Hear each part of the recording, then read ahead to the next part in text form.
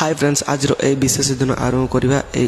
Shaligram cricket tournament प्रथम दिन एवं आम बहुत उत्साहित आपण मैंने देखिपारे दुईटी दल खेला मैंने प्रस्तुत अच्छा आज ओपनिंग सेरेमनी एक भिन्न अनुभूति नहीं जाइए रेखापत पंचायत सरपंच श्री गोपाल भाईना और शालिग्राम शिक्षक वृंद और मुख्य अतिथि मैंने उद्घाटन करेंगे।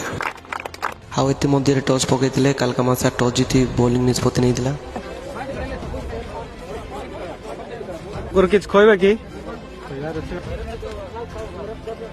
प्रथम मैच आरंभ होगा जाऊँगी किए जीत आसतु देखा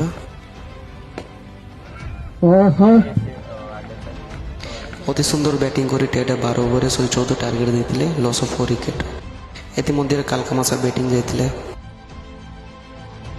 आउ दुईटी टीम बहुत भल प्रदर्शन देते आउ कालकामासा 12 ओवर 104 मारी पराजय हेले हे रहा आज काश मोमेंट आउ अधिक अपडेट चैनल को फॉलो करूँ आगामी ब्लॉग देखा 20 बॉल्स 44 रन मारी मिस्टर राज भाईना मैन ऑफ द मैच पाइले।